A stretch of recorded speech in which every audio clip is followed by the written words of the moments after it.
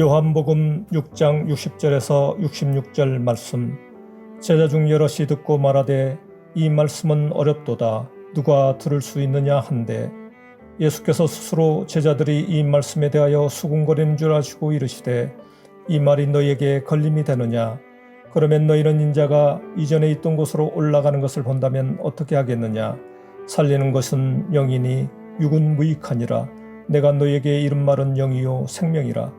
그러나 너희 중에 믿지 아니하는 자들이 있느니라 하시니, 이는 예수께서 믿지 아니한 자들이 누구며 자기를 팔 자가 누구인지 처음부터 아심이러라.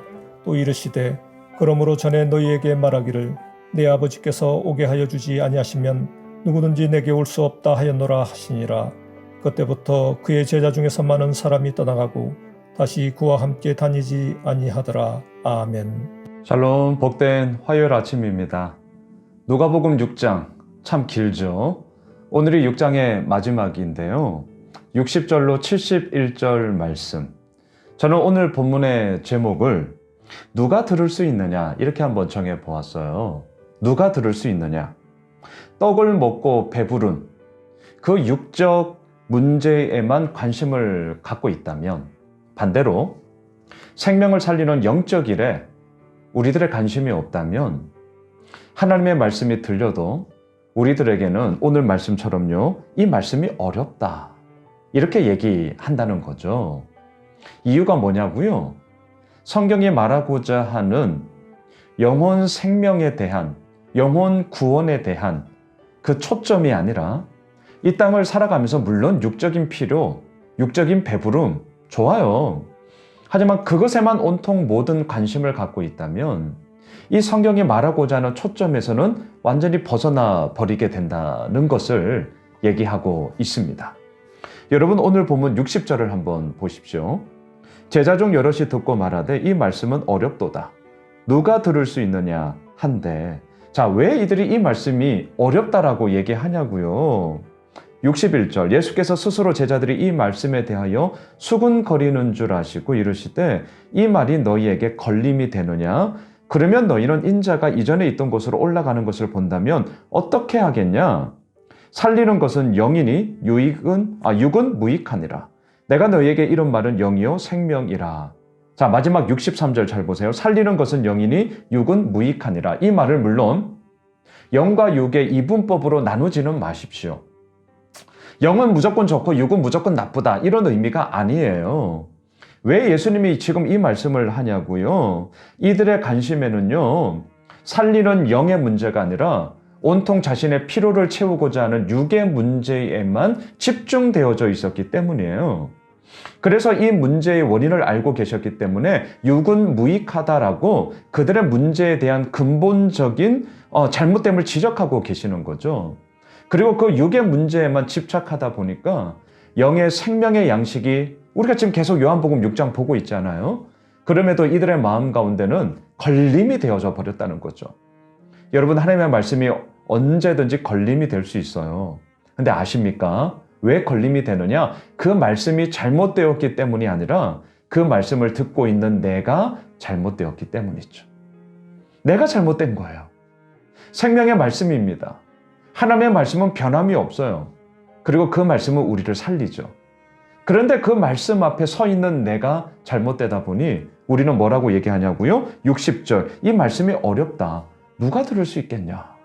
이거 잘못된 거 아니냐? 이거 맞는 거 맞냐? 이렇게 반응이 온다는 거예요.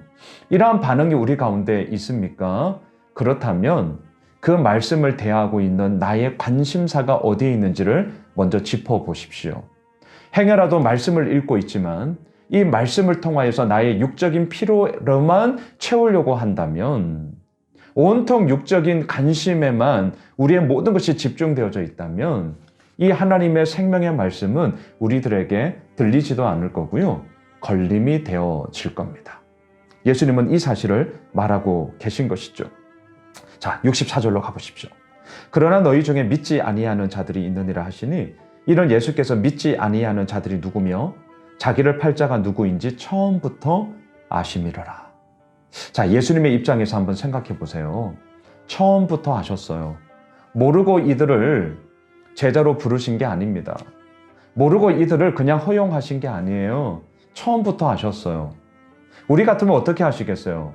저 같으면 아예 상종하지 않을 거예요. 처음부터 쟤는 나를 배신할 자야. 처음부터 쟤는 나를 버릴 자야라고 내가 알고 있었다면 상대하지 않았을 거예요. 하지만 예수님은 그들을 기꺼이 품으셨어요. 기꺼이 그들을 상대하셨습니다. 이유가 무엇입니까? 예수님이 이 땅에 오신 목적이 또한 그들 가운데서도 하나님의 생명의 역사가 일어나기를 원하시는 간절함 가운데 이 땅에 보냄을 받은 자로 오셨기 때문이죠. 이 세상을 살리기 위해서 이 땅에 오셨기 때문이에요. 그 예수님의 시선, 그 예수님의 마음, 그리고 이 땅을 살리고자 자기를 배신할 줄 알면서도 기꺼이 그를 품고 계시는 예수님. 이 예수님 때문에 우리가 산 거 아닙니까? 이 예수님의 사랑 때문에 우리가 지금도 이 아버지 앞에 믿음을 가지고 나아가는 거 아닙니까? 한번 돌아섰다고 해서 그 모든 것에 대해서 다 잘라버리게 된다면 이렇게 설교하고 있는 저부터가 이 자리에 설 수 없어요. 예수님은 처음부터 아셨어요. 하지만 그럼에도 불구하고 그들을 향하여 기꺼이 자신을 내어주심으로 말미암아 끝까지 그들의 생명을 살리고자 하시는 이 예수님의 마음을 우리는 이 구절을 통하여 보게 되는 것이죠. 하지만 안타까운 이야기가 뭔 줄 아세요? 66절을 보십시오. 그때부터 그의 제자 중에서 많은 사람이 떠나가고 다시 그와 함께 다니지 아니하더라. 참 슬픈 이야기입니다. 왜 떠났을까요? 그리고 떠났다가 다시금 돌아올 수도 있잖아요. 그럼에도 불구하고 그와 함께 하지 아니하였더라. 예수와 함께 하지 아니하였더라. 왜요? 앞서 말씀드렸어요. 이들의 온통 모든 관심은 떡을 먹고 배부른 까닭이라. 여러분, 우리는 지금 요한복음 6장을 며칠을 동안 계속 보고 있다는 사실을 잊지 마십시오. 요한복음 6장의 시작은 무엇입니까? 오병이어의 표적. 그 많은 표적을 보고, 그 놀라운 표적을 보고 수많은 사람들이 예수님을 찾아 가버나움까지 찾아온 것 아닙니까? 그리고 그 소문에 따라서 나도 제자야 라며 명색은 제자의 이야기를 하고 있지만 그들의 속내에는 뭐가 있어요? 그들의 꿍꿍이에는 뭐가 있어요? 떡을 먹고 배부른 까닭이라. 그러니 영원한 생명의 말씀을 전하고 있는 나 자신을 먹어라, 뭡니까? 나를 믿어라, 나를 신뢰하라, 이 말 속에 이들은 자꾸 걸림이 되는 거예요.